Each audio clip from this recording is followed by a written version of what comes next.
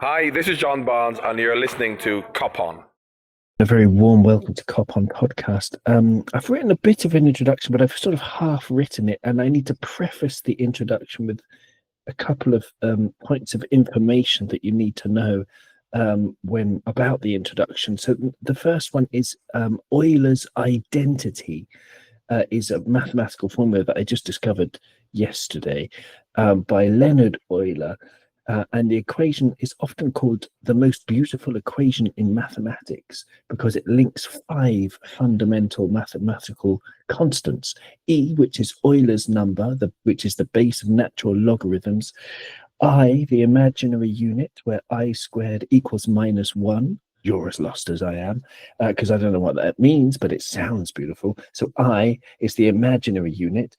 Pi, which we know, the ratio of a circle's circumference to its diameter. 1, which is called the multiplicative identity, if you know what you're talking about with maths, or if you're not a mathematician like me, we call it 1. And 0, which is the additive identity. So Euler's identity is this formula that brings all these ideas together. So it's EI pi plus 1 equals 0. And apparently it's the most beautiful equation in mathematics. So there you go. That's the first thing you need to know. And the second thing you need to know is something called the Dutchman's pipe cactus, aka the catapult flower, or aka the queen of the night, which is a flower from Sri Lanka, which apparently is a true marvel. It is a type of cactus that blooms only at night and for a few short hours. Its large, white, beautifully fragrant flowers are considered sacred in some cultures and are a rare sight to behold. So that's the Dutchman's pipe and Euler's identity. And they say that the key to good writing is that it should be self-explanatory, which just proves that this is absolute nonsense, this introduction. But here it goes. This is what I wrote. Sorry, mother, but I must swear. I fucking love football. Some people fucking love physics. Some people fucking love flowers or climbing or dancing, but I fucking love football. I doubt that anything on this demented planet matches the instant feedback joy of a crucial Liverpool goal. And Liverpool's goals are almost all crucial. Who or which mathematician has screamed like a dog whistle at discovering Euler's identity? Which florist has shaken their fists to the heavens in wild delight and shrieked when encountering the Dutchman's pipe? Sure, finding out the dark matter being 27% of the universe and dark energy being 68% of the universe, adding them up to make 95% of the universe being made of dark energy and dark matter, and we don't even know what that is. These mysteries are indeed deeply intriguing, but fuck it. When Federico Chiesa skewed that ball into the goal, the jubilation is something unrivaled in any field of things that you fucking love. And the football is back. And I'm delighted to have Shane with me and Nigel with me. And we'll start with the most important thing, which is Diogo Jota. The minute silence before the match. Diogo Jota and his dear brother, Andre Silva, will never be forgotten. His family will never walk alone. His children will never walk alone. It's so desperately sad. It's only been 6 weeks, which is nothing. And you could see Mohamed Salah before the game. I don't know if you saw that, Shane, with Mohamed Salah. He was so upset. I think it was during You'll Never Walk Alone, or perhaps just before. Szoboszlai had to sort of comfort him. And the way that Mohamed Salah played as well, like he got into a skirmish, didn't he, with Adam Smith at one point, and his touch wasn't great, and he looked like he was trying to force things, and then at the end, that beautiful goal, it was a beautiful thing. It was a beautiful match. I fucking love football. I loved and continue to love Diogo Jota, and the club is fucking special, and football is unique. And I'm sorry, mother, that's plenty of F-bombs, but very as a synonym just doesn't cut it. How are you doing, Shane? How's your love for football? Oh, I fucking love football. I'm gonna borrow your vocabulary there. Yeah, I mean, you're right on all points there. Mo was definitely in a different headspace than he's normally is. He was hot under the collar. He was very emotional, and he played as such. And then you saw it even in his celebration. You saw all the cathartic emotional release that came off of him. You saw the weight lift off of his shoulders as soon as he scored that goal at the end. But yeah, it was a very special day. Every time Liverpool plays a very emotional, important game like what we saw this past weekend, I'm always I'm always I toss and turn with like the tide. So I'm always like, that was the best match I've ever seen, and so I'm always caught up in that elation. But yeah, it was that was a match that I will never forget. It was. I mean, like, that's what we're here for, is to get swept up in the emotion and the elation of a great win. And Nigel, there have been plenty of. I'm absolutely thrilled that Nigel's back as well. Nigel, there were plenty of people. I mean, rightly, we'll talk about it. Talking about the dodgy defense and the things that we could do better. But just as a spectacle, like, compare it to any other match this weekend. City was boring because they wiped the floor with Wolves and their style of play is boring. Man United versus Arsenal was supposed to be the centrepiece of the weekend. It was just two poor teams basically battling it out. Arsenal with their 4 centre-backs and all that stuff. If we were more cagey and more sensible, then it would be a lot better for our hearts, maybe. But we wouldn't have the joy and the elation. We're Liverpool. I mean, I don't know. I think we should embrace the madness. It was a great game, Nigel. It was a brilliant game. If we were more cagey and sensible, we'd be Arsenal. Yes. Just first of all, start off. Well done to the Brentford fan, or the Bournemouth fan. Sorry. Absolutely immaculate minute silence for Diogo and Andre. They were amazing, and then they pulled out a banner as well on 20 minutes. Amazing stuff. So all I didn't see the banner. Can you explain that? I didn't see it either, but I heard they pulled out a banner. Oh, I was watching. I watched it. If any is watching can get to see it, there's a Brentford blog that they do on match days, and it's Bournemouth, not Brentford. Yeah, Bournemouth. Yeah, it's Bournemouth. Sorry. They do a kind of a travel to the match vlog. Okay. And it's I've watched them a few times. Every time they play Liverpool, I've watched it. And I've watched it a few times they played other clubs, and it's really good. They do a fantastic job. I'll have a look up for it next time you're having a chat with Shane. I'll look it up and I'll give you the name of it next time. But they're fantastic fans. They really are. They're very, very good. They said the noise at Anfield was absolutely incredible the whole way during the day.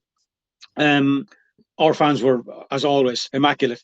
Those 2 murals, or the 2 oh god, I'm all over the place. The 2 murals, for want of a better word, in the stands before the game.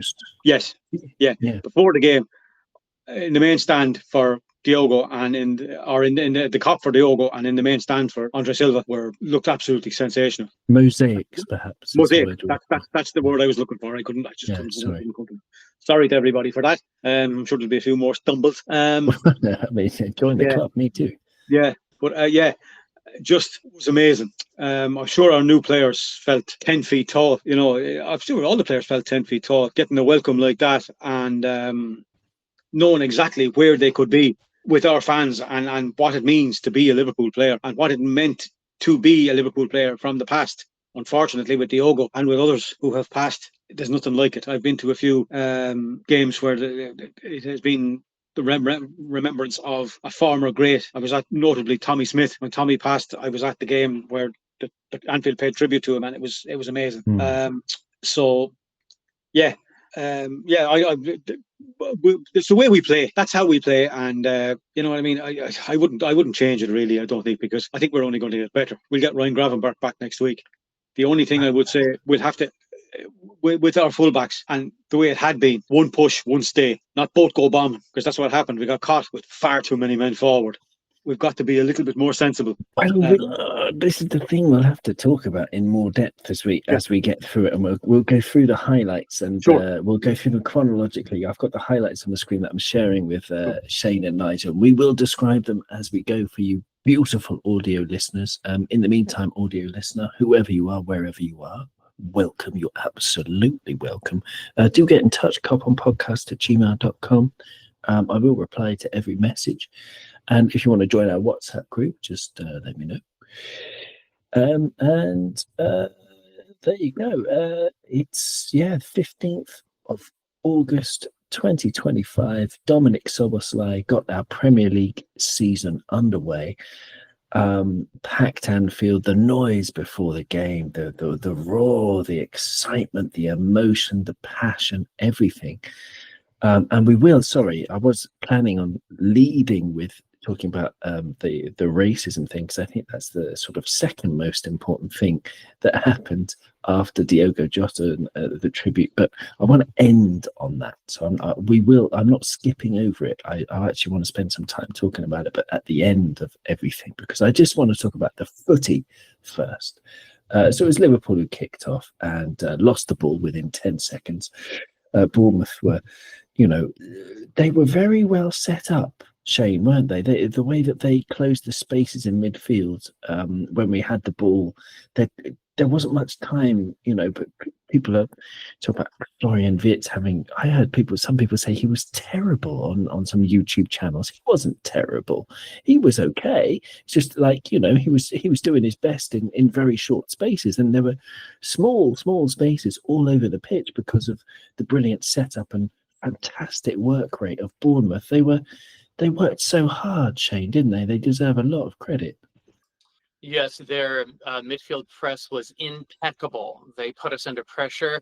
And as we have so many new players in the squad, Wirtz in particular, it was hard for them to click into gear. But I think this is just early season rumblings. I don't think this is indicative of anything that's going to happen going forward. I mean, we saw plenty of runs that as soon as Mo Salah and Flo get into a flow together, I have no doubt that they're going to click into gear. And Ekitike as well, but we'll talk about him.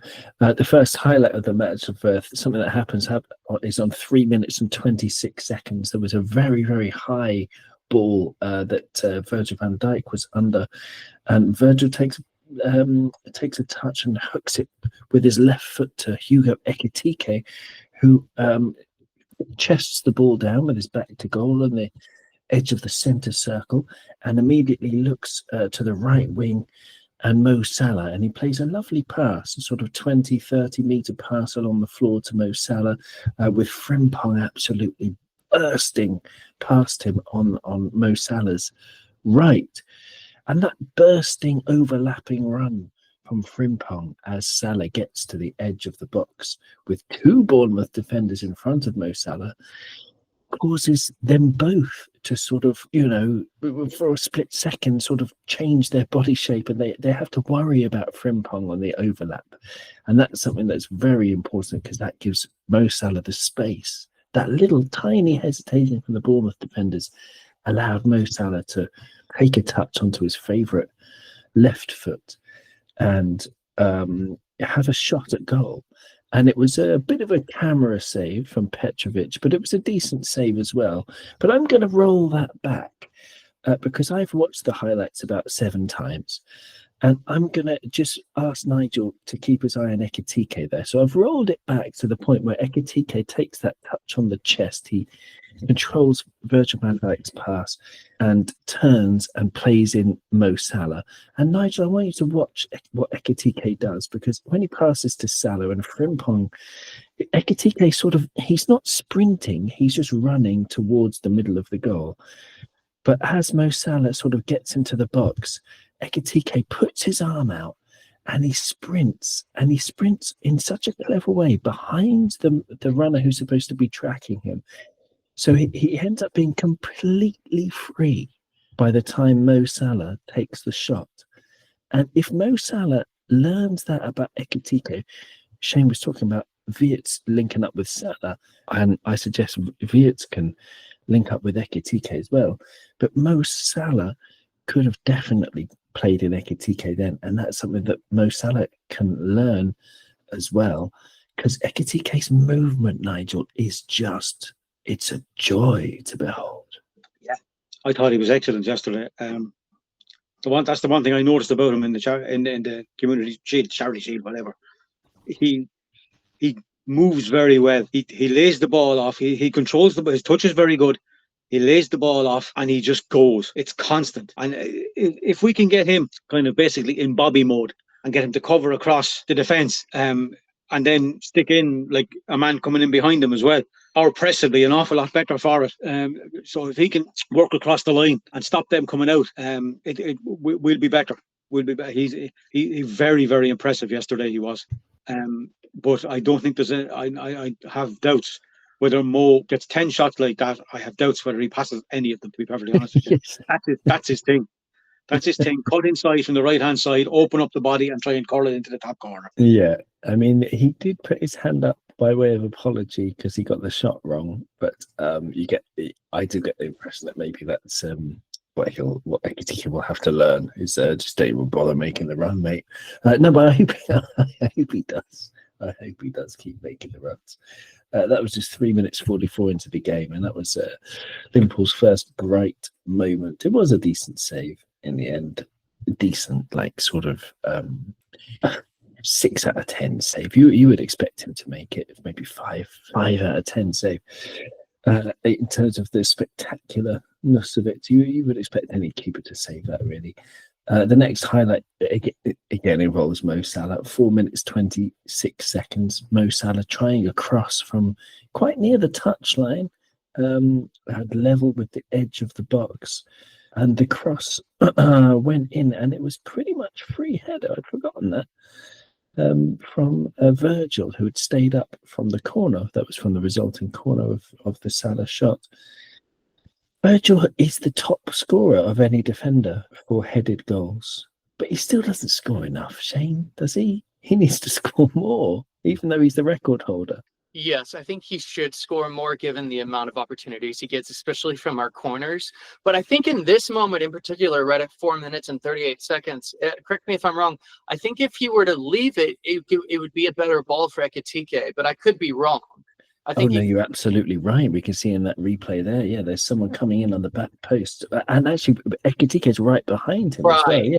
Yeah, that's what I'm saying, because Virgil is just too high up, and where he meets the ball, it's like the apex of his jump, and so that ball's always going over. But Ekitike is so low that I think the flight of the ball would have went straight to Ekitike's head, and I think that might have been better. But we'll see later on. Ekitike does the same thing to Mo Salah towards the end of the first half when he should have left it for him. But he didn't get over the ball. He actually got a little bit underneath it, and the ball is always going to go up when he's heading it like that. Right, exactly. Yeah, I guess he's going up. But yeah, I think it's Gakpo at the back post who might have been the best positioned of all of them. Sure, probably. No, I mean definitely Cody Gakpo.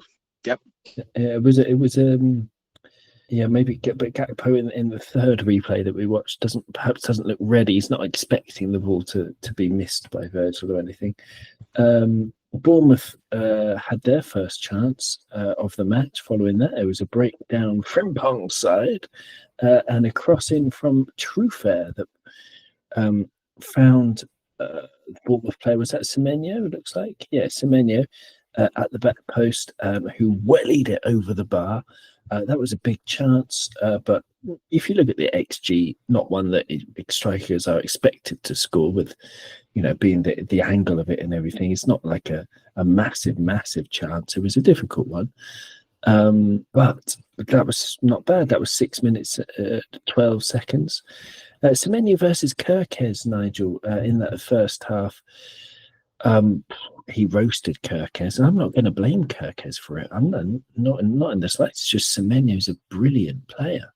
Kirkes is going to have a test next week against Newcastle with Elanga, and I'll be very interested to see how he does against Elanga as well. But what did you make of it? That battle, Semenyo versus Kirkes in the first half? He might have been better sitting back a little. He kind of tends to push up a little too far sometimes. And when you've got a guy playing against a guy with pace, the last thing you want to give him is room in behind, so he can just knock the ball in and go.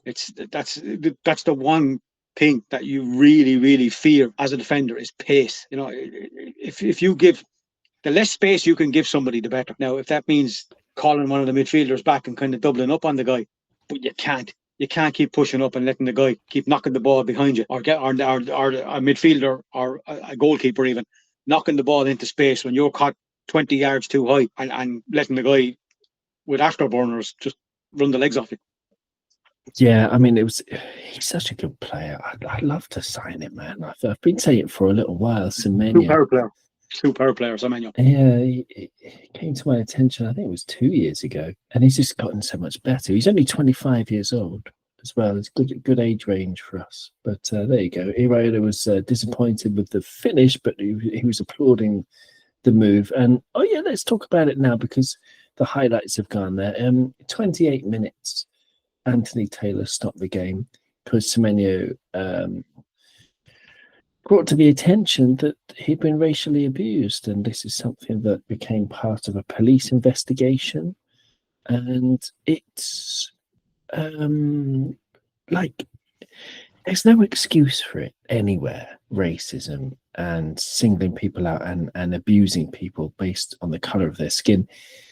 I started the introduction to talk about mathematics, and I'm a terrible mathematician. I cannot do mathematics. So, Euler's identity was something I looked up just as something that intrigues people, but I don't understand it. But one thing I would say is that a lot of racists that you meet, if you occasionally meet them, and they're sort of overtly racist, they are without exception stupid people. They're all stupid.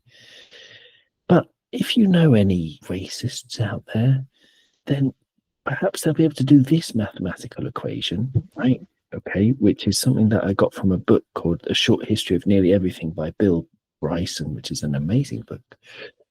But it's mathematical proof that we are all related, that we are all one family. This is not hippie nonsense. This is not some kind of dream or anything like that. We are all one family, and I can prove it to you thus. You, whoever you are, have two parents, guarantee you. Two parents to make you. They had two parents to make them. Okay, your two parents had two parents. So to make you needed two people. They each needed two people. So that's four people, aka your grandparents. Everybody's got four grandparents. Four grandparents need to make your parents to make you. So in the generation above you, there's two people. 2 generations above you, there are 4 people. The next generation, because each of your grandparents needed 2 parents, there are 8 people. So as you can see, it doubles every generation. 2, 4, 8, 16, 32, 64 people. So how many generations is that? So you go back 1 generation is 2, then 4, then 8, then 16, then 32, then 64, then 128, then the maths gets increasingly complicated. Then it's 256, 512, and 1024. So 1024 unique individual people are needed to make you, going back 10 generations. 10 generations. 1,024 people need to have existed to make you. If you then go back the next generation, because this doesn't go up in small amounts, this is exponential, every generation doubles, then by the time you get to 20 generations, let's say 600 years ago, 30 generations, 900 years ago, I'm losing the maths, but go back 50 generations, the number you get to, if you go back 2,000 years, the number of people needed to make you now in 2025 is in the trillions. And trillions of people have never existed, which proves, number one, that incest exists. Sorry, we're all inbred. And number 2, that you are related to every single person on the planet. Every single person on the planet you are related to. Fact. I've just proven it. And 3, racists are stupid.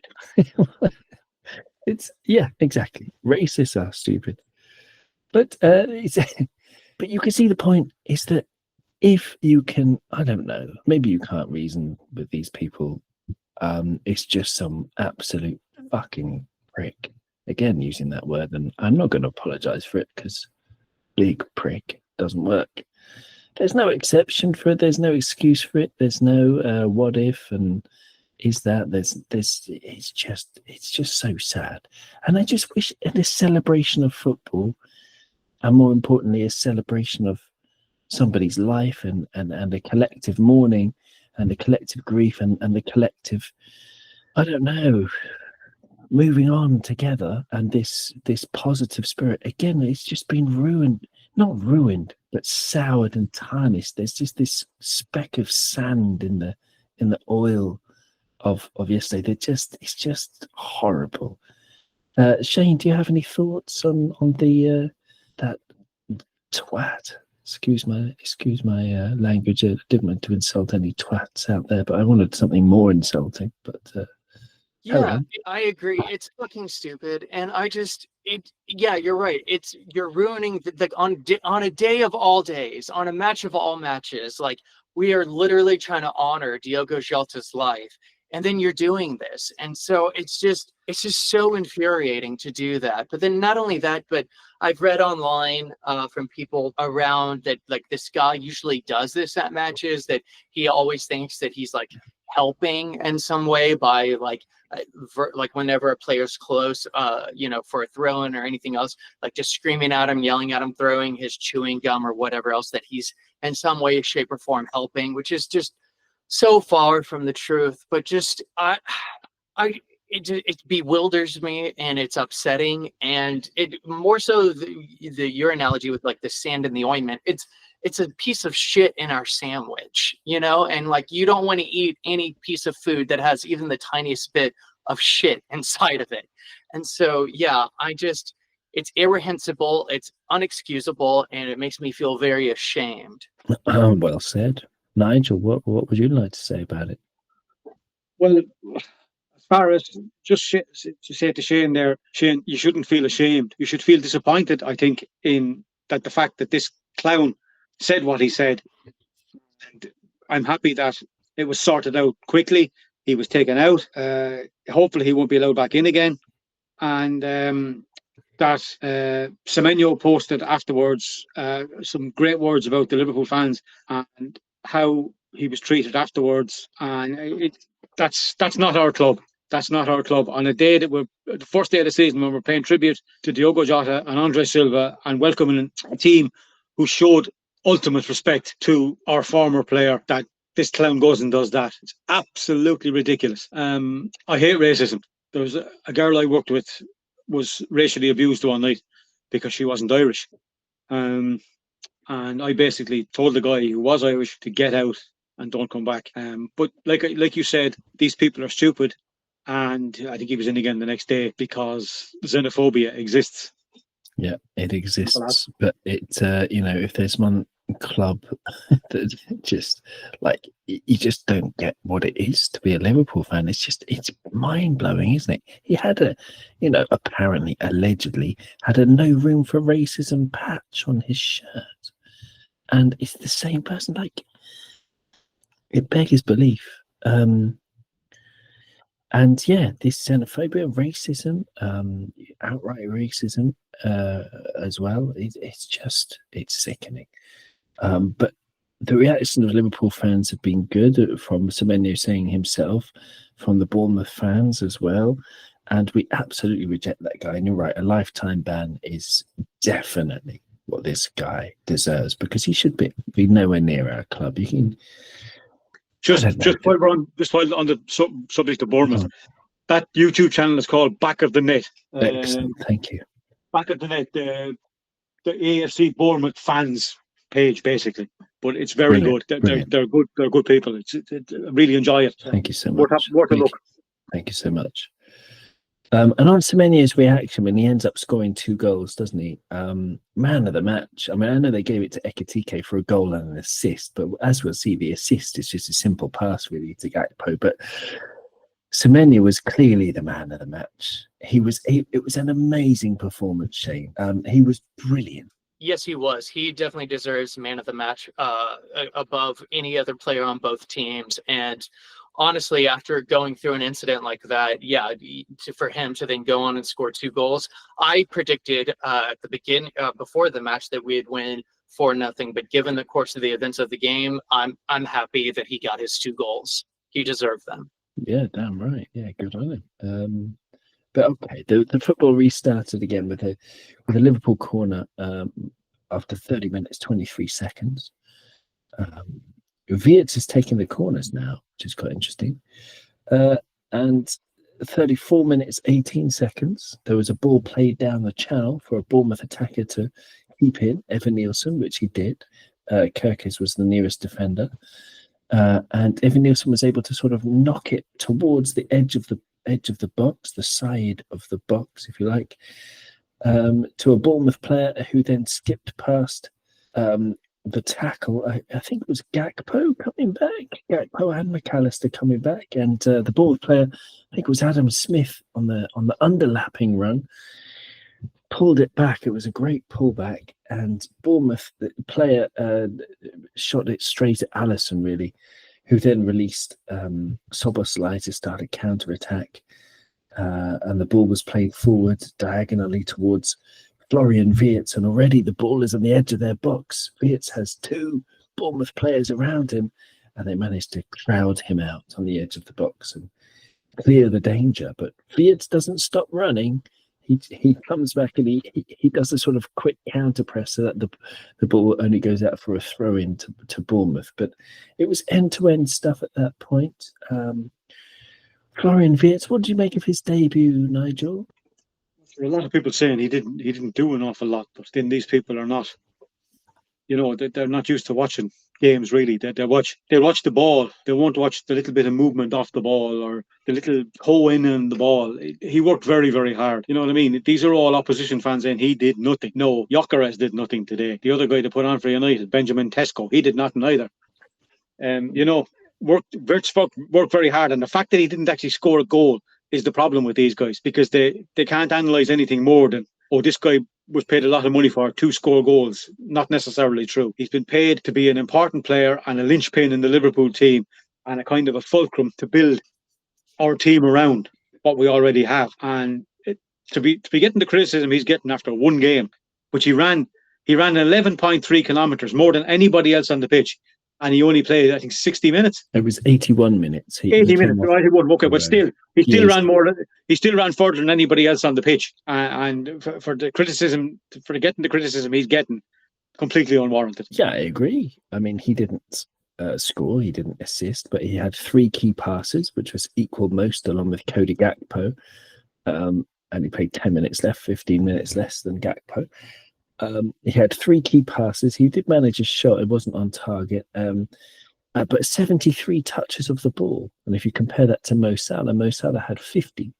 So he was getting involved. Exactly. He's there to knit the play together in the attacking sense and to, bring people into the game. And yeah, it's not, I mean, give him time, basically. If anyone watches that thinking he was terrible, then he wasn't. For a start, it wasn't mind-blowing, but it was far from terrible. He was doing great things. And as you say, the running was magnificent. I was very impressed. I mean, I'm very impressed. I love his swagger, Shane. He plays with a swagger. It doesn't matter who's around him. He's got this time confidence, self-confidence and self-belief just oozing from him, Shane. I love watching Florian Wirtz. He's such a clever player, great football brain. Completely agree. Yeah, I think any of the criticism is a little bit unwarranted and over magnified. I think he's going to come good in some time. And we've only seen, I mean, this is coming off the back of the Community Shield and then the Charity Shield, and then also this match where we showed the same sort of defensive frailties. And I think as soon as that's sorted out and our midfield can get more hold of the ball and learning how to navigate that press. I mean, he still did exceptionally well given how good Bournemouth were at closing down the ball. But yeah, I'm not worried in the least. And if anything, I would love to emulate the same sort of self-belief, but I have far too much ingrained shame to do that. But I need to learn how to let that go in life. I hope so. Take a leaf out of his book. I don't know, maybe going on holiday with Jeremy Frimpong would help, because they went on holiday together. Maybe that's good. I don't know, to relax you and make you feel good about life. I don't know. He seems like a great guy. 34. Yeah. So we just seen a replay of that move. So it was actually a nutmeg from Evan Nielsen on Kirkes, and then a little step over leading to the shot by the number 16 Tavernier, wasn't it? Yeah, of course, Tavernier. It was a big chance big chance. It was a decent chance for Bournemouth.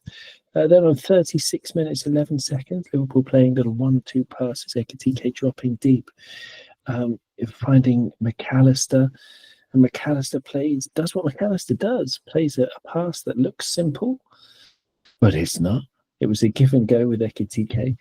And the first goal, what I love about all of the goals, Nigel, was that they're all Jota-esque, and we'll talk about this as we go. The first one, Jota-esque, in the little rebound it gets off Senesi, and he gives the goalkeeper the eyes and plays it the other side of the goalkeeper. It was really smart. It was a Diogo Jota finish. I mean, you were part of the show we did when we looked back at some Diogo Jota goals, weren't you? And the variety of them, but there's something about that Suarez used to have as well. That ball knocking off the ankles of the defender and just rebounding into your path. Some call it luck. I would call it a skill. And Ekitike as well, doing the 20 celebration. His first goal, it took him 36 minutes to score his first goal. It's a beautiful goal, Nigel. It's a beautiful goal. Talk to me about the goal. He done really well. You know, I was watching some of the reactions from opposition fans, and it was all over the place. Lucky this, jammy that. It was, like, if your player did it, it'd be a great goal. So our player did it, so it's a great goal.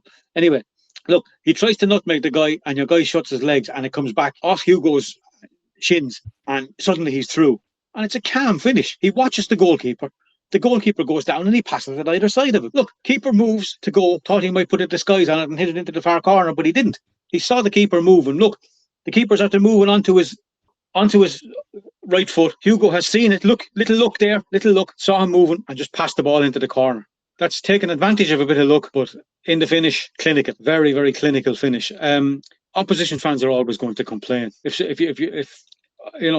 particularly against Liverpool, like the amount of hatred is just, it's absolutely ridiculous. And there's certain people on these websites, and they'll just go around shouting, up his shins about 5 times, and then try and these little kind of punchlines that they have, and screaming and putting jerseys over their heads and stuff like that. Try and get a sensible bit of commentary out of them, and you can forget about it. So we'll concentrate on our players, you concentrate on yours, and the world goes round, basically. I mean, you can't stop the rivals. I mean, we're never going to understand them, are we? With the way that they view the world. Imagine watching Manchester United and wanting them to win. What kind of sickos are they? No idea. Shay, what did you think of that goal? It was a beauty, wasn't it? The energy, the electricity of Ekitike. Yes, that was he seems to be scoring these very exciting goals when he comes in through the center, and I'm really liking it a lot, and it's what we've been needing, because I felt like last season we relied too far much on crosses from the wings, and it is nice that we now have a reliable route through the center to just get the ball, give him the ball, and then let him go. And yes, it was a lucky bounce, but the finish, there was no luck about it. It was pure skill. It was, and you could see him given the eyes. He sort of looks up to the goalkeeper's right, and then looks down at his feet, and the goalkeeper dives that way as he slots it the other way. It's very clever. He just seems like because he can carry some weight, Shane, going back to playing as a striker for Liverpool. Some people would say that the number 9 shirt is cursed. I do believe that's why John Aldridge never used to wear it. I don't believe in those kinds of things. Oh, Nigel, you want to say something about that?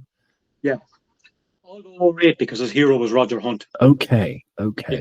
But okay, but I heard something about a curse as well, or something. Maybe it wasn't. I'm getting my Didn't do number Ian Rush nines. any harm. Yes, exactly. It didn't do Rushy any harm. Didn't do But, Ian St. John any harm when he scored that goal in 1965. as well. So, no. As well. No, But I'm having that. yeah, no, I'm not having it either. But Ekitike's not having it either. I mean, he doesn't wear number 9 on his back. But I mean, the idea of playing a number 9 for Liverpool, we've had some pretty dodgy ones in our lifetime, like Andy Carroll, for example, Ricky Lambert, for example, Mario Balotelli, the worst of the lot, in my opinion. And Ekitike's just come in. Go on, Nigel. Sorry. No, just I was going to mention another couple if you want. El Hadj Diouf, he was a 9. Oh He was gosh, terrible. Yeah, Sean Dundee. Sean Dundee. Yeah, absolutely. Yeah, he didn't come in as the main man though, did he? But No, yeah, he didn't. But El Hadj Diouf did. El When Hadj we could have Diouf hung on, did. when we could have hung on to Nicolas Anelka when he was on loan and scored six goals on loan, and then we didn't sign him because we signed that other idiot. Worst player ever to play for the club, by the way. Yeah, worse than Balotelli. Yep. Okay. I mean, personality-wise, possibly. I mean, yes, I would say, but Balotelli. I think Joe Flanagan deserves a shout if we're talking about the biggest idiot to play for the club. John Flanagan, yeah. Yeah, well, he was rightly dismissed quickly after what he did. Definitely. Yeah. Was John it John Flanagan. or Joe? What's his first name? Joe, right? John. Jon. John. Jon. Yep. John. Oh, I knew it was 3 letters. Yeah. Jon. Okay, yeah, not Joe. Yeah, I mean, you're right to forget him, though. He should be forgotten for what he did. But they're very good. But no, Ekitike, going back to the point I was going to make about Ekitike, is that he's come in and he scored 2 goals, one in a semi-friendly game and one in an absolutely not friendly game, opening the scoring. The most important goal of the match is the first goal of any match, really. And yeah, I'm just so impressed, Shane, with his coolness, his calmness as well. Mentally, he just looks ready. Like, I don't know if there's a question there. I just want to keep talking about Ekitike. You can talk about anything you want. Yes, I think he's able to put a spin and a pace on the ball when it leaves his foot that is very hard to stop. It seems like he can he's very fast. He's a great sprinter, but he can kick the ball even faster. And so I am really appreciating the velocity of which his shots come off of his foot. Just like as on average, it just seems to be that much higher than most other strikers or much other forwards in our team. Oh, okay. Yeah, okay. But he said he modelled his game, Nigel, on Neymar and Benzema. Could you see bits of that? I could. The Benzema dribbling maybe, and but Neymar, well, running with the ball maybe, but yeah. he usually ended up with diving onto his face. Yeah, but the one I'm going to say it again. I said this the first time I watched some videos of Diogo Ekitike, and the name that hit me straight away was David Trezeguet.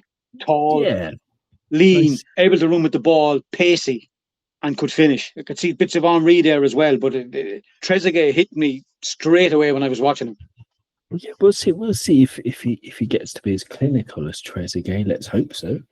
Yeah, I mean, I can see that. I can see them all. But yeah, there you go. So just after that, 38 minutes and 14 seconds, Cody Gakpo had the ball on the left wing, cut inside Adam Smith, floated the ball to the back post. And it was Ekitike again rising up for a header. It was just a little bit too high and a little bit too behind him. Gakpo scored, and we'll get onto his goal soon.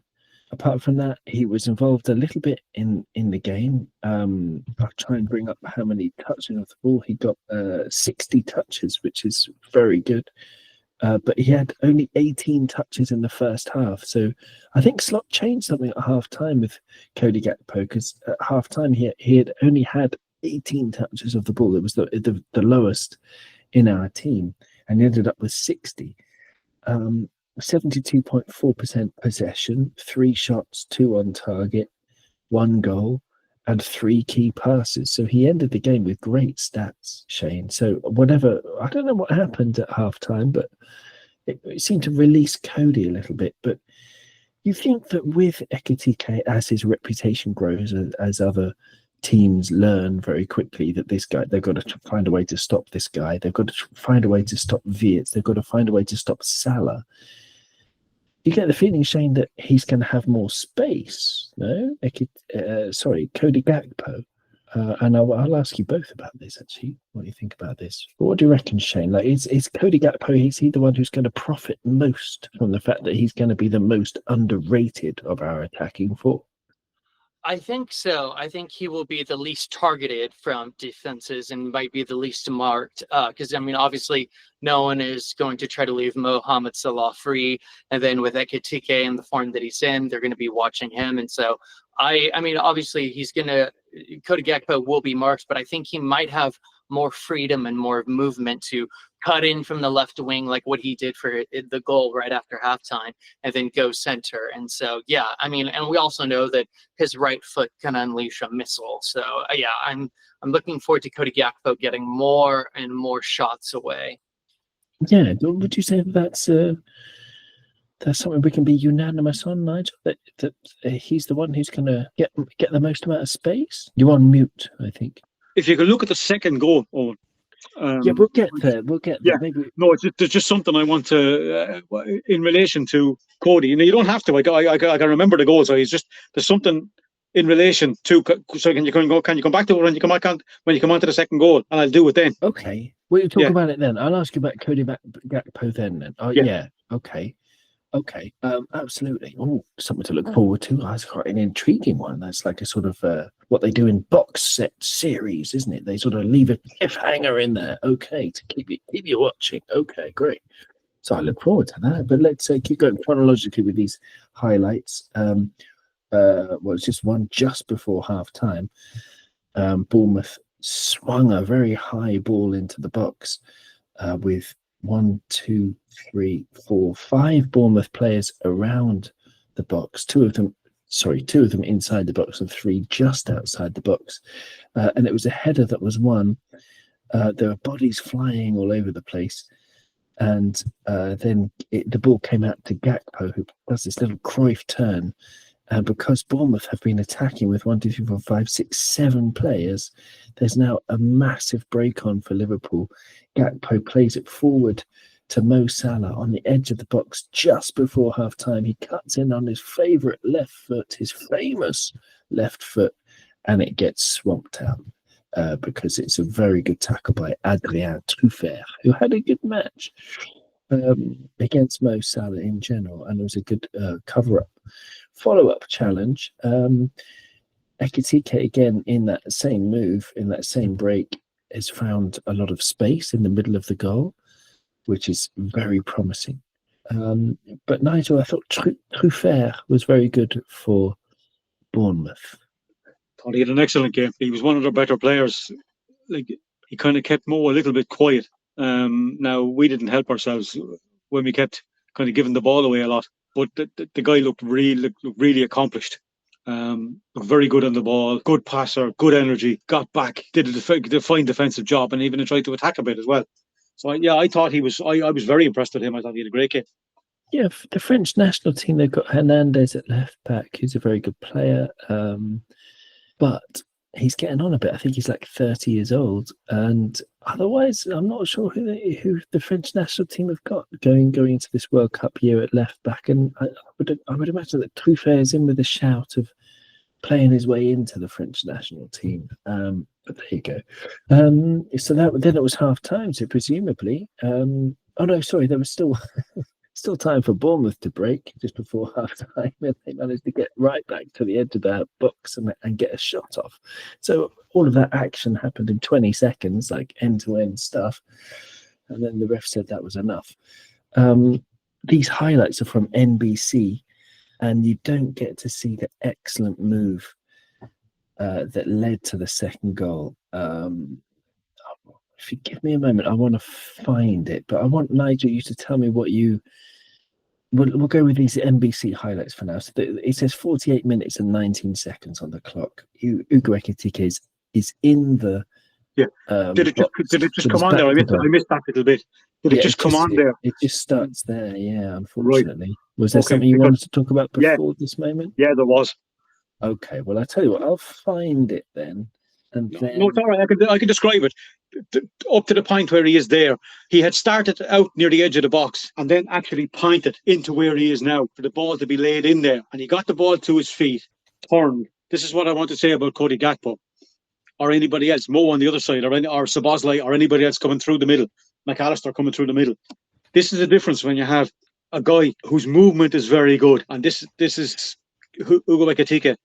He runs into the spaces, holds the ball up, looks, and then plays a simple ball because there's a man behind him and a man standing off. And if you watch Cody Gakpo coming in between the space and those two strikers there on the over, or the two defenders over on the left hand side, he comes through. He comes through the middle. Well, sorry to interrupt you there. I'm gonna switch to LFC TV highlights because this shows the actual move, and then you can explain it. We can explain it for the audio listener exactly what's happening. So, if I can make that full screen, is that gonna? Oh no, it crashed it. Okay, let me just refresh the page. If you're listening from the LFC TV, this is where it all starts. Whoa, LFC TV. Good man, Steve. Do send me an email, coponpodcast@gmail.com. I have several things to discuss with you. But yeah, I'm going to find the moment where it's half time and the goal. Give me a moment. Yeah, I think this is it. So the whole move starts, okay, with an absolutely fantastic challenge. It's Bournemouth who have got the ball.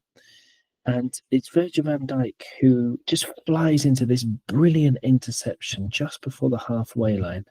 And then there's a superb turn and a dance around the incoming defender by Cody Gakpo on the halfway line. So he's about 10 metres into our half now. Ekitike is to his left. So Cody Gakpo plays the simple pass to Ekitike, who's really out on the left wing. And Ekitike sort of slows down and he stops the ball and he stands Adam Smith up. Is this the moment you were talking about, Nigel? You want to take it? No, wait till he comes inside. Yeah. Okay, so he's still on the left wing. Ekitike's still on the left wing.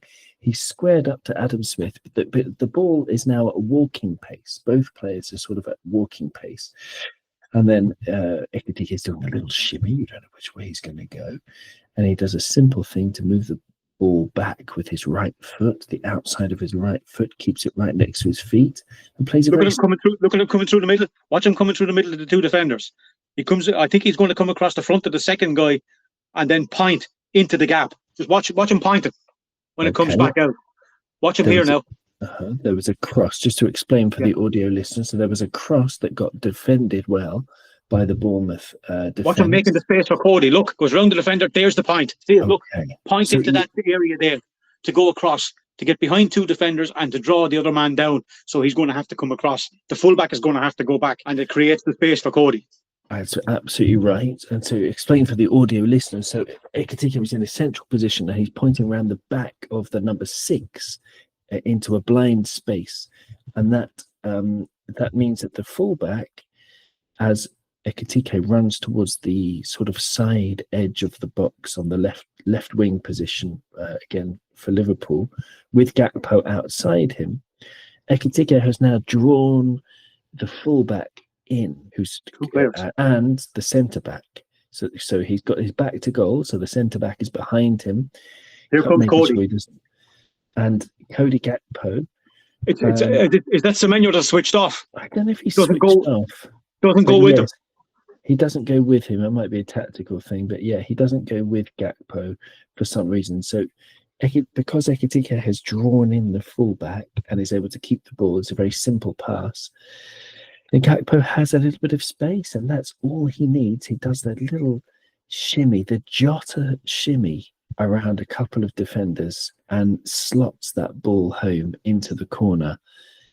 It was a hip shake. And again, a 2-0 goal celebration from Cody Gakpo. It was a Jota-esque goal with the hip shake and the dummy and the defenders not knowing what happened until the ball goes in the back of the net. Nothing the goalkeeper can do about it. And I'm delighted for Cody that he got that goal, Shane. That was a great goal. And at that point, how did you feel? Did you feel like I did? It's like, wow. we might have this one in the bag. Let's go get 3 or 4-0 at that point. Yeah, up until this point, I was like, wow, my 4-0 prediction was way too arrogant. But then after this quick goal right after halftime, I was like, okay, no, we've got time. We can still get 2 more goals. It's going to be fine. It's going to be okay. And so I started feeling far less self-conscious. But yeah, we will see coming up soon that slot substitutions by taking off Frimpong and Kirk really changed things for Bournemouth. Oh, well, it really did. It really did. But it was a beautiful goal, wasn't it? That little, sleight of hand, sleight of body to flummox. It was Tavernier who was completely flummoxed by it. And it was a lovely finish into the bottom corner. Just to finish off what you were saying about Cody Gakpo, what I said I was going to say is that having someone like Ekitike in there will create space for him like that, because they're intelligent players and he'll run into the spaces. And having a guy who just cut across and draw defenders in and would one touch take out 2 or 3 and create the space. That's basically what I was going to say. Intelligent players. That's what I wanted to point out. That little bit of movement between good players on the same wavelength will always create space. So we're always going to be dangerous. Absolutely. Well, it's something we haven't really seen from a number 9 in a long time, have we? Luis Suarez, maybe the last one. Bobby Firmino. Of course, Bobby Firmino had it in spades, but it's a slightly different role to Ekitike. I'm not sure you could either call either of those an actual number 9. An actual number 9. But like Ian Rush did it really well. Yeah, there you go. Yeah, Rushy did it really well because he made space and he was intelligent enough. He could close people down. That's what I want to see from Ekitike, to close them as well. Because Rushy was the best defending, started from the front. And I'm sure it'll continue. Let's hope so. So let's go back to the NBC highlights, because they've got the timings of everything. And yeah, I'm slightly conscious of time. I hope it's okay for all of you that we've just started the second half. Hope you can stay with us. The next highlight is on 63 minutes, and it's actually Bournemouth's goal. So this is just after the substitutions. It turns out Jeremy Frimpong had a minor hamstring issue. Is there any news? Do you know anything, Nigel or Shane, about that? I haven't heard anything today. I haven't. But just fingers crossed. He's our only fit right back, Frimpong. And he took off Kirkes for Robertson. Kirkes was struggling badly, but as we'll see, Robertson struggled even worse, I suppose. Sorry, I've got the wrong video on screen. I'm going to share the right video. So yeah, it was 62 minutes 58 seconds on the clock when the ball was played from Endo at right back to Soboslai, who tried this flick. It was a very good interception. If you look at the Bournemouth player, his legs akimbo, practically doing the splits to intercept the ball. The flick wasn't very accurate towards Wirtz. And so from that moment, Tyler Adams got the ball and played an absolutely beautiful ball. I think this is a great goal. I just think this is a great counter-attack. It's a flick that didn't work, okay, but there's not much you can do when Tyler Adams' pass is perfection, and David Brooks's pass as well is perfection. Because I'm going to stop it for Shane and Nigel as Brooks is running onto the ball. And it's one of those things where with the position of Alisson is expecting a cross. He's already anticipating it's going to be a cross. So this cross has to be absolutely weighted to perfection. It's about the pace on the ball as well as the direction, because if he passes it any way backwards, then it's going to get intercepted by a Liverpool defender. If he plays it too close to Ali's going to get it. So it's about the perfect direction and the perfect pace, and he does both. It's a great ball and a fantastic finish from Semenyo. I don't think Alisson could have done much more about it. It was just everything happened so quickly. It's one of those ones where we watch the replay and you think, oh, maybe Alisson could have done something, but no, in real time, it was happening so quickly. I just think it was a great goal, Shane. Bravo to Bournemouth. That's it. It's just, I mean, obviously on the counter attack, Alisson got palm on it, but on the counter attack, there's something about this that Carragher was talking to Slot about post-match. Carragher saying, I'm worried about this because Andy Robertson... No, sorry, for the second Bournemouth goal. But it's the similar thing. Andy Robertson is too far forward to be able to get back and cover the Semenyo run. And Slot's answer was, yeah, but this is the way we play now. This is the way we play.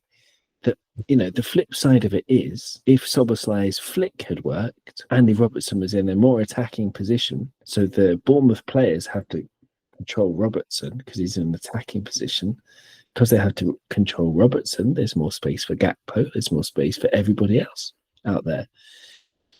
So as a tactic, are we just going to have to get used to these bananas games? These absolutely nuts and bananas. Yes, I think so. I think this is going to be a sign of how games are going to go for the course of the season. But also, it required two very, very precise and accurate passes for that counterattack to work. And so 9 times out of 10, I mean, if we were to jump to like a basketball equivalent, it's like almost like leaving a man open for a 3-point shot. Like, yeah, you can take it. I mean, if you're going to make it, you have to be spot on perfect. And they had that twice. And so, yes, you do pay the consequences for that style of play, for your defensive setup.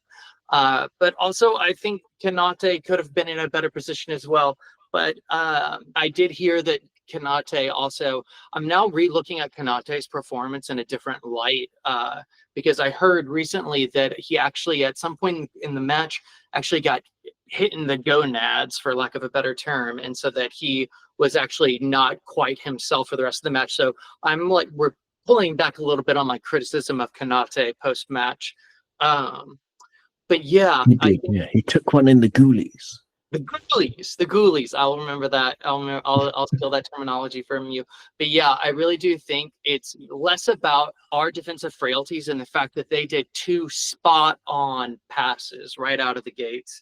But we have been going over an hour, and unfortunately, I do need to run. But two things that I think should be discussed, and I would love to hear. Because I'm going to go back and listen to the episode and listen to the parts that I missed.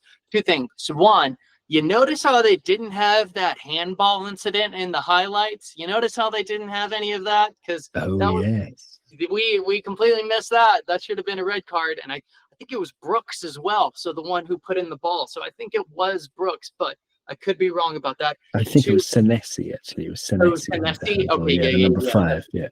Oh, Brooks got a yellow card in the first half. That's what it was. Yeah, for a challenge. That's what it was. But the second point, please show Mike Chiesa some love. I was going on about him at the beginning of last season, being so excited for being our summer signing, and then finally come good. Finally clicking into gear. But all the noises since the goal are that he's going to stay. And he could be a super sub for us. Like I was thinking about, he could be. Sorry, you have to go, but very quickly, I think he could be the super sub who can cover any attacking position, just like Joe Gomez could be the super sub to cover any defensive position. But Shane, if you have to leave, all the best. Thank you so much. It's been an absolute pleasure. Thank you. Have a great day. Enjoy your day in LA. You too. And I can't wait to listen to the episode. Excellent. Well, thank you so much, Shane. Good luck. Au revoir. Au revoir. À bientôt. Nigel, you want to say something there? Yeah, just for Shane to listen to later. There was a little piece written. I saw it on a link. And apparently Chiesa, when he scored, or maybe after the game, went straight to one of Liverpool's doctors, I think, and one of the stats men. And apparently he said afterwards, when he came to Liverpool, he wasn't fit from Juventus and he was months behind. And that's probably why he wasn't getting games last season. And that these guys have helped him a lot to try and get him into a state to be able to play. So this is a good thing. Let's hope that's true. Yeah. Yeah. I saw it there. Hang on a second, see if I can see where it was. Take a moment, see if you can find it, because that would be very interesting. I haven't seen that. Yeah, great. Yeah, I have it here. Okay. So this is Anfield. Uh-huh. This is Anfield, and why Federico Chiesa hugged unsung Liverpool staff after Anfield winner. So, I just basically what he said. Showed Chiesa making a beeline for first team doctor Amit Panu and psychologist Lee Richardson at full time, with the trio sharing an embrace. It spoke of the hours put in behind the scenes, not only allowed the 27-year-old to adjust to the physical demands following his 10 million move. Now, the goal repays for me the work I've done. Last year, I arrived in difficult conditions. I hadn't trained at Juve, and I arrived here struggling, with a rhythm on another level. I don't know why this decision was made, but not training for a month penalised me in my journey at Anfield. Panu arrived at Anfield at Liverpool last summer, having previously held roles at Blackburn and then Derby, after over a decade working in rugby. This is the doctor. Richardson was appointed in 2019 and has been increasingly influential, stationed at his office at the AXA Training Centre, more often than not seen working with the coaching staff on the outdoor pitches. So Chiesa's integration was clearly a tough one to navigate, requiring a bespoke fitness programme found at odds with the demands of the Liverpool schedule. So it's a good step forward for him, I think, because he got through an awful lot of work in a short amount of time. He was running, did a lot of running, and I was so happy when he scored. I remember when he was player of the tournament, and when Italy won the Euros in England a few years ago, and I was looking at him and I was thinking, oh my God!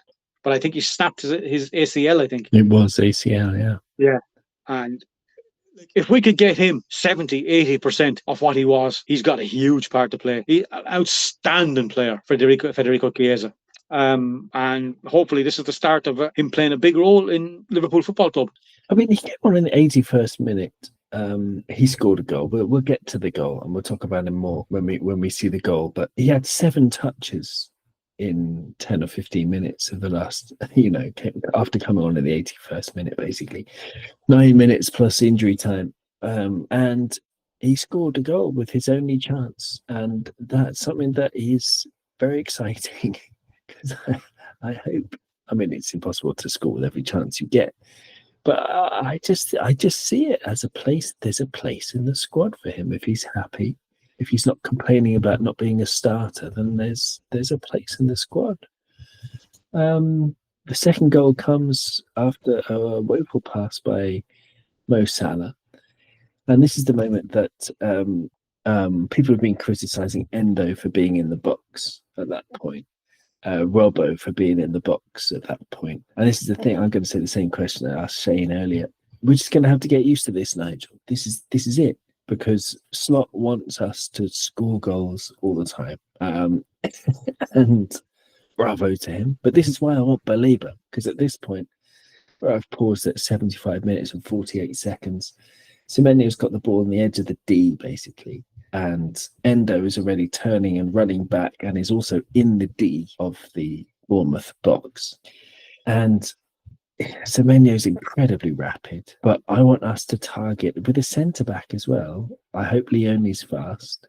Any defensive midfield or defending player, I just want them to be fast, because this is going to happen.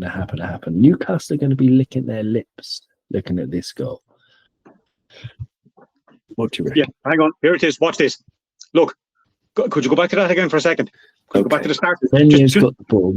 Just as he's coming to the halfway line, please. Yeah, I'll see what we can do. So Semenyo he's got the ball on the edge of the box.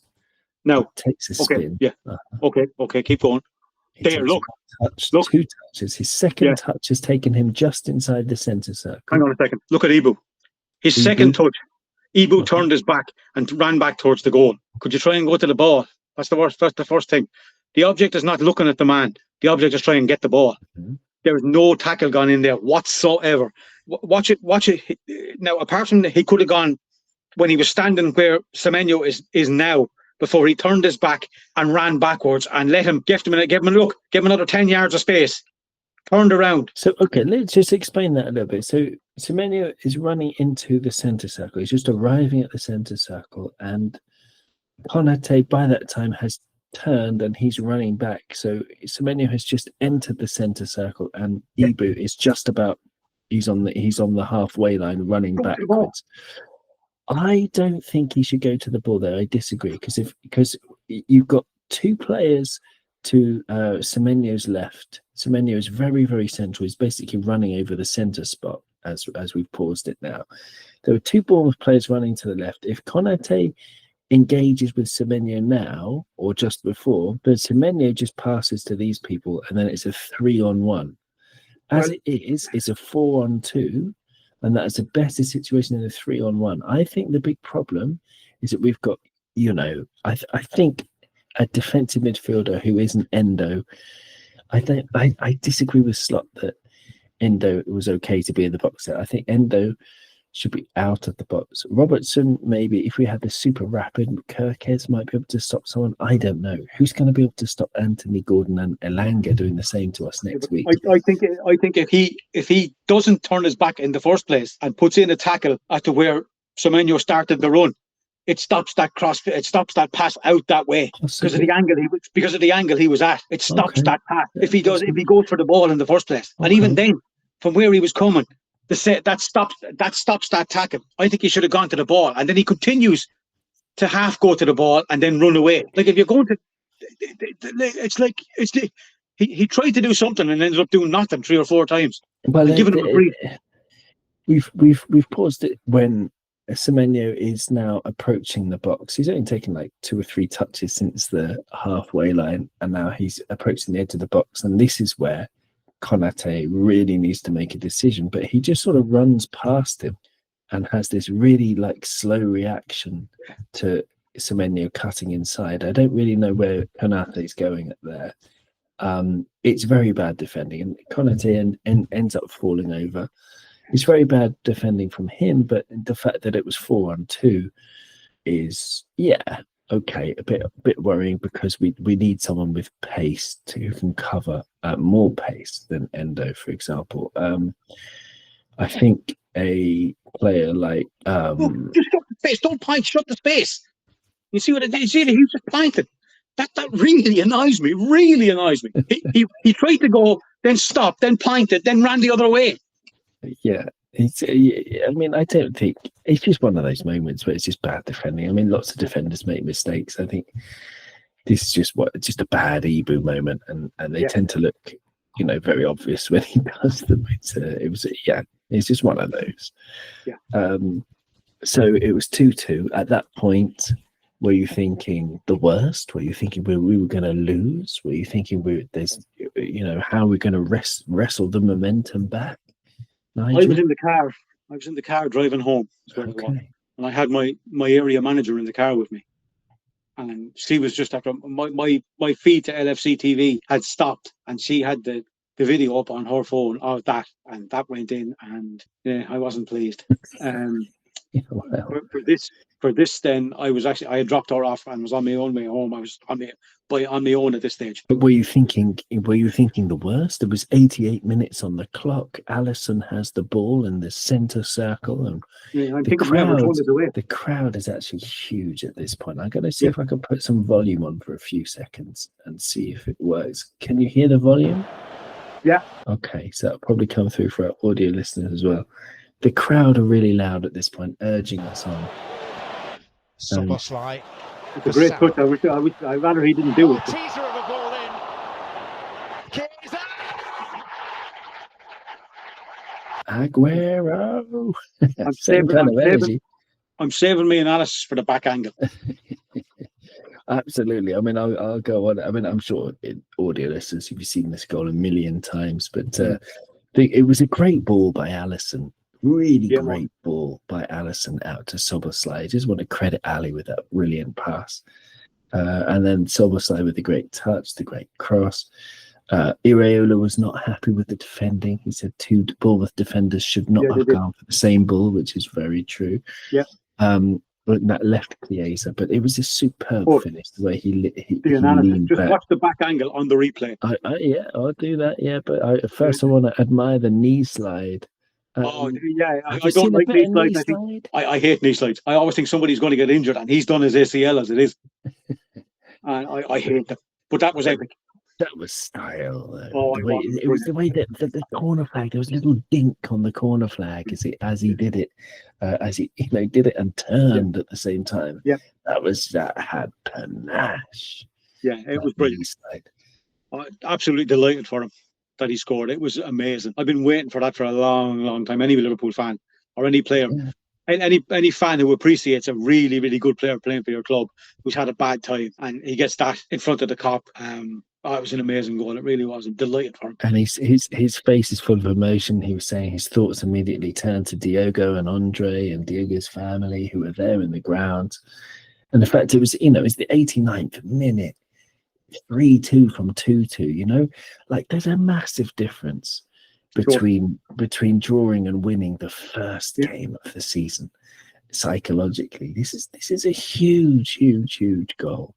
I know Mo Salah goes on to get one more, but this is the game-winning goal, isn't it? This is the one where absolutely. This is the one, and I love the fact there's no hope of offside. The little flick from Szoboszlai, and it was a beautiful ball from Mo Salah as well, causing the havoc. Now, if you think about it, we haven't really spoken about Mo Salah since the beginning of the game, basically. So he was very quiet, but there he is, really causing the danger in the 89th minute. Yeah. Here's the angle you wanted to see from behind the goal. Go on. Yeah, it's probably the closer angle, but great ball from Mo. Put it in the danger area and put doubt. It's actually it's the closer angle I need because I wanted to focus on. I have it on NBC. I don't know. Right, this one, yes. Look, he adjusted. If you go back again, when the ball hits the first defender, he moves. He's moved there. He's moved over because the ball might come out on his left foot. And then the ball hits the other defender and goes back. And he checks back across. Watch Chiesa moving, taking a step to the left when the ball hits the defender and pops up. Look, to get the foot across down and hit into the ball. He moved twice. He adjusted his body twice. When the ball hit the defender the first time, he moved onto his right foot. And then the ball hit the defender and came back. He adjusted back onto his left foot and cut across the ball. It wasn't a bad contact. It hit kind of the outside of his foot and spun away from the goalkeeper. So it was actually a really good contact. If you watched it, the ball spins away. Yeah, what's happening to the ball? Yeah, what's happening to the ball is that the ball has just kind of popped up. It's popped up and it's spinning. Winterburn is the Bournemouth defender. He's headed the ball onto the arm of the other player. I'm not sure his name, from Bournemouth. And so this ball has got this sort of ball that's spinning towards Chiesa as it's coming towards him. As you say, he's already made two movements. He's made one to the right and he sees this ball spinning towards him off the arm. And he knows that he needs to control the slice. When I say he knows, there's something in his brain that's almost like it's going too quick to consciously think about, oh no, that, with language or whatever, oh no, there's a spinning ball coming towards me. No, this is a reaction of an elite footballer who spent all of his life knowing how to react to things. And just the body puts all of the weight, his movement allows him to put all of his weight on his left-hand side so that he can sort of deliberately slice the ball into the corner to use that spin. It's absolute mastery. You're absolutely right, Nigel. He puts down onto the ball. His foot cut down onto the bottom of the ball, creating the spin to spin away from the goalkeeper. There's not enough understanding of people say, oh, he miskicked the ball. Well, then there's not enough understanding of how he kicked the ball because he kicks down on the bottom of the ball and this creates the spin away from the goalkeeper. So no, that's miss it. No. And then 93-43, we get Endo's hook for the fourth goal. But I don't know if I'm still finished talking about that Chiesa and that 3-2. Do you think there's a place for him then this season, Nigel? He's going to put the fitness worries behind him and play the super sub role. I think there's a place for anybody that's popular in the squad, and he seems a very popular guy. And also, he can play. People, especially the younger players, can learn off him. I know he's only 27 himself, but he's got bags of experience. A Euros winner and just a very, very intelligent player. And he can bring people into the game. And the younger players will learn that. Now I can see Ekitike has got that in his game already. And younger lads like Rio and Gamoa can only learn from a guy like Federico Chiesa. I'm hoping he's around for another 2 or 3. Yeah, I'm hoping he's around for another 2 or 3 years. People. Go on. Sorry. No, go. No, I didn't really have anything to say apart from I hope he's around for another 2 or 3 years, and we continue to reap the benefits of a very, very fine player. Yeah, the off the ball things. I mean, we've just signed Giovanni Leone. I lived in Italy for a little while, and so did my brother. And I know a little bit about Italy, Italian culture. I mean, it's hard to generalize, isn't it? Because everybody's different. But there is something in the culture of like how difficult it is, and what's been proven with history, how difficult it is in general for Italians to adapt when they move out of Italy. And that, we've seen that in our club. Just look at the list of Italian players who've come to Liverpool. But you would think that Chiesa would really be able to help Giovanni Leone, who's just come into the club, and play a big role in helping him to settle, because Chiesa has settled well. I mean, of course, as you say, he's been working to get back to fitness, working with physically and mentally to get back to some sort of shape. Now he feels ready, but he's adapted so well to the team and the country. He loves Liverpool. It's very clear. And yeah, I think that it could be massive for Giovanni Leone, the little lion. So yeah, Mo Salah. Yeah, he's quite big. Yeah, but they call him Leoncini, the little lion. So Mo Salah's absolutely sprinted 94th minute, no hamstring popping. He's indestructible. 33 years old. 94th minute of the match, and he stands up the defender, takes it in, takes a couple of touches, and this again, man, it's a Diogo Jota finish into the corner, the way he stands the defender up and changes pace quickly and hits it in the corner, slots it in there. And it's just emotion for everything, emotion all around. Mo was absolutely delighted. Now he is the official record holder, because everybody else, the closest were 9 opening day goals. Mo Salah now has 10 plus an assist because he's Mo Salah, and 11 goal contributions on opening days. We talk about how priceless opening day wins are. He's done more than his fair share of contributing. The Egyptian king. Are you slightly concerned about the fact that, someone said he doesn't do anything apart from score and assist? It's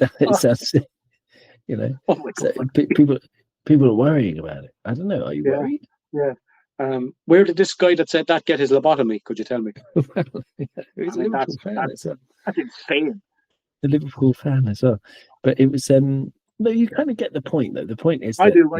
He's out of the completely out of the game. Do we need someone who's more in the game? I don't know. Hey, American football has special teams. We've just got a special player. That's it. I like it. So that's the end of the highlights. Just Mo Salah doing a Diogo Jota crocodile baby shark celebration. I'm not sure, I never quite get it, but with it, 2 arms outstretched, clapping together, celebration, and looking up to the heavens, blowing Diogo a kiss. Brilliant, so emotional, and I'm so happy for Mo because he looked so angry, like I was saying before. He looked so angry throughout the game. It's not like him to be angry. And his touch wasn't ideal. He was trying things that weren't coming off. And then to get the goal, to sprint, and really, it was such a beautiful goal as well. Yeah, it was. It's going to give him a lot going forward, I think. He looks to me like from the outside, like the person who's struggling most with the Diogo Jota thing. Like, I mean, as far as you can tell, you can't judge him, but just looking at people. But when you just look at Mo, he looks. That at the end when he went over to the fans and applauded them when they were singing the Jota song. And he was actually in tears. That was, I'd say that goal might mean an awful lot to him. And the fact that he got it, I think, could make him, the fact that he scored that day, on that day, I think will help him. He's got the game under his belt now, and he scored. I think he could be nearly unstoppable now again. It's just Mo continues to be Mo for me anyway. I hope so. I mean, let's hope so. Next up is Newcastle. Did you see their game? I saw bits of their game. I didn't see the whole thing. Did you see their match? I was going down to my sister's. I saw a small bit of it near the end. And apparently it was pretty toothless stuff. Well, they had 16 shots in total with no goals. They could do with a striker. I just think I think they'll be licking their lips, like I said before, though, because they've got the perfect game plan. See, without the ball, Newcastle's set up in a 4-5-1 to like a very compact. They're very close together, the midfield, the defensive line, the midfield line, and they're very well organised in terms of they're very structured. It's very back four, midfield five, line, horizontal line. Very difficult to get through. Very difficult. We've got the players to get through, but to get through that, you need to at some point take a risk. And all it's going to take, if we push everybody up like we've been doing, is a very simple pass, like for Semenyo's goal, and then suddenly it's 4-on-2 again. They could do that all through the match, unless, I mean, of course, Gravenberch's can be back. Oh, sorry, I should say Gravenberch. Yes, is going to be back. Huge plus for having him back. He's just different class, really. I think now it's going to be wild. Newcastle are going to be absolutely rabid that night, but I think we can take advantage of that. I think Newcastle players are going to hopefully be we're going to be out for blood and stuff like that. I really think they can be got at. We go in calm with a good game plan. I just think we're better than they are. See, I agree, but I don't know. I'd be happy with a point. I'd be happy in my head talking. My heart wants to win. Yeah, I think we'll win. You think we'll win? Yeah, I do. But would you take a point? Not really, no. Okay. Not to win. I just don't think. I think they're inferior without Isaac. I think they lack a striker. I think they lack firepower. Now they've got good players. Gimares is a good player. Joe Linton gets away with absolutely everything. I don't think they're that good at the back. I really don't. I think they can be got at. Now they're going to be organised, but I just think if we fire, they're not in the same league as us. I really don't. I don't think. I think they can be. I think they'll be got at mentally because they're going to be absolutely wound up to the eyeballs for this. Gordon is going to be running around like a lunatic, diving all over the place. Joe Linton will. We're going to your man, the Manchester guy. What's his name? One of the about 5 or 6, but you know the guy I'm on about, the guy who was on VAR. Michael Oliver? No. Well, we could get him, but no. Paul Tierney? Yes, Tierney. We're going to get him. He's going to be refereeing that game, I think. Watch out for it. There's a prediction. Oh, gosh. Yeah, there's a prediction. Because Joe Linton is going to be going around booting anything that moves in red. He gets away with murder. I remember him hacking our lads down and getting booked in the... It's like Fernandinho used to be for Manchester City. Hack anything that moves and don't get booked in the 90th minute. So I think we go in there with a good game plan. Be patient. I think we'll break them down. I really hope so. Tonali is good. He's one. Tonali's a brilliant player. He's excellent player. He's the McAllister. Yes, he is. Knitting everything together. Yeah, and as you say, it's going to be crazy. The atmosphere, really crazy. How we can use it to our advantage is by playing sensibly, using the space. But I just think we should attack. You know, like the best way to shut them up is to score goals. Oh yeah. You know, and we've got everything we need to do that. We really do. We've got a crazy team. Yep. Crazy in many senses. Carlos Baleba turned down Manchester United. Big move to Manchester United. I've got just a suspicion based on my own bias and my own hopes, but I'm really hoping it's because Richard Hughes has had a word in his ear. Carlos Baleba. He's only 20 or 21, and he would be ideal for us. Question is who are you going to drop? But I don't care. I bet, for example, Gravenberch next to Baleba, that could be a midfield for the next, I don't know, 6-7 seasons. Easily. It's not. Listen, sign him, and then we'll worry about who we drop. Yes, exactly. Because I mean, in terms of dropping people, it's a squad game anyway. Everyone's going to play. No one's going to play 60 matches, are they? Maybe the centre backs. But anyway, thank you so much, Nigel. I think that more or less brings it to a close. We've been going for an hour and 45 minutes. I mean, there's so much to say there. There So is. many things, but rest in peace, Diogo and Andre. That's the most important thing. Say no to racism. Never buy the Sun. Never buy the Daily Mail. Never buy any tabloid, but especially the Sun. And you'll never walk alone. To everybody, you know. Like, I hope everybody's well. You know, whoever you are, wherever you are on this demented planet. It's a beautiful planet. Go and sniff a flower and think of Chiesa's goal. Thanks so much, Nigel. Do you have anything to add? No, just apparently a great Liverpool fan died today. Yeah, he was one of the legends apparently of Liverpool supporters. I just want to see if I can find it. Just if I can find just one moment. There he is. Yes, Danny Jono is what they're calling him. They're mentioning here some great ones: Bobby Wilcox, Jimmy Taylor, Lenny Fitzy, and other Cop legends. They said they're going to be waiting on him. Apparently, I will be probably hearing a few stories about him. So, anybody who knew Danny Jono, rest in peace, Danny. You never walk alone. You never walk alone, Diogo and Andre. And you know, just hope all Reds are in good form, and let's enjoy ourselves again this season. Yes, indeed. Yes, indeed. Rest in peace, Danny Jono. And yeah, lots of love to everybody out there who's struggling with anything that's going on about that. And yeah, we'll see you soon on Cup On Podcast. We'll be back before long. We've got lots to discuss. The season is back. The Premier League is back. Thank you so much for listening. Bye bye.